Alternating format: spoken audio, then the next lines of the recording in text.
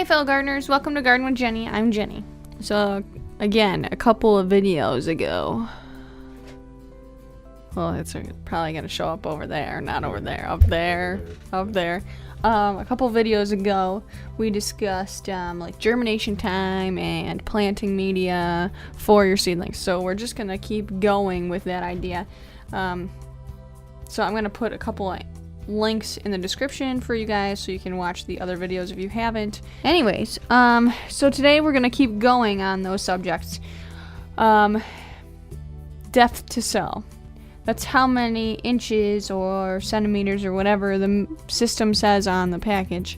How deep to plant your seeds. So if your seeds, you're going to plant your seeds in a pot or a 6-pack or a peat pellet or whatever you're doing.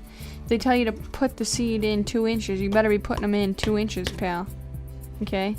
You always read whatever it says and you do what it says. Then we're going to go into seed spacing. That's how far apart the seeds should be when you initially plant them. And if you don't follow this, you can, your seeds can become overcrowded. And if your seeds become overcrowded, then they don't get the amount of light they should have, and they might bend a certain way. They look kind of funky and all that kind of stuff. So definitely keep that in mind when you are planting your seeds. Later on, when you go to transplant them, you want to keep in mind row spacing. Row spacing is important because, again, of overcrowding. If they tell you to space them out 3 feet apart and you put them 1 feet apart, they're going to just intertwine and they're going to lock and they're not going to be happy.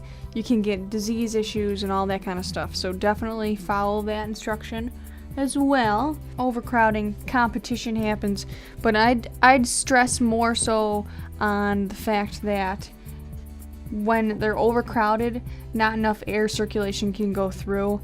When that happens, if plants are wet, they stay wet, they don't dry out, which causes diseases like powdery mildew, which might not seem like a big deal, or early blight on tomatoes. Once you get that, you're screwed.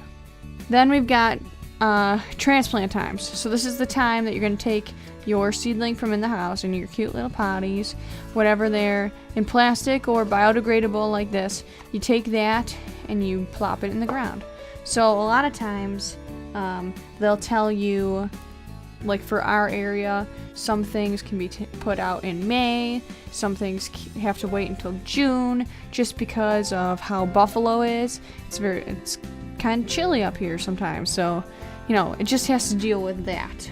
Days to harvest are going to be how many days it takes in approximation from or when you can pick your crop. Whenever, your plants have to mature, sometimes, I guess, I would think it would be considered a maturity date too.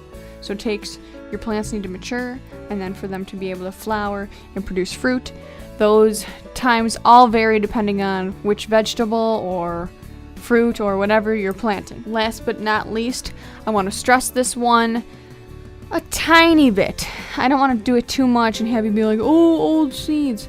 But it's important to notice sell-by dates on a seed package. It's like milk, what is that called?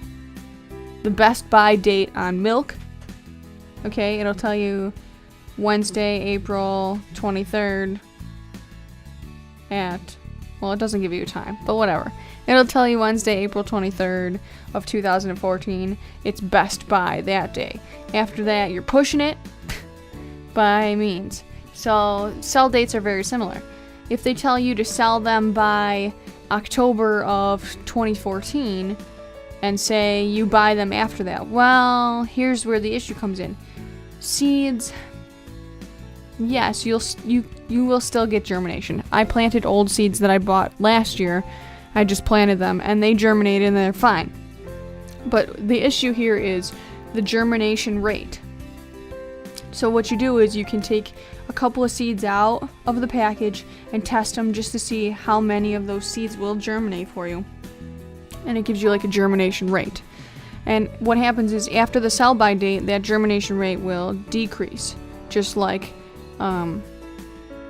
product would in a grocery store. Viability of milk decreases after that best buy date. Same thing goes with seeds. You know, after the first year, your seed viability will decrease. You might only get, like the first year you might get 10 seeds to germinate, but the next year you might only get 8 because some of the seeds have essentially become terrible, bad seeds. So keep that in mind. It's not a huge deal when it comes to buying them at the store, but it's a huge deal if you keep seeds like I did.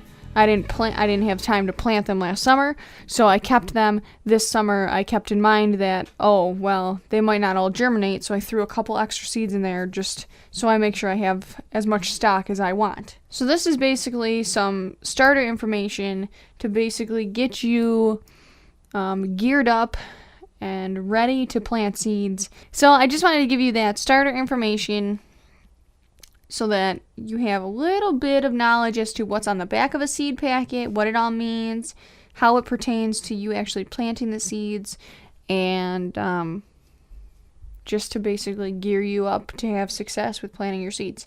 I know it's kind of a simplified version, but at least you know the basics now: germination time, planting media, transplant times, all that kind of stuff. So I hope you enjoyed the video. Until next time, stay green, folks.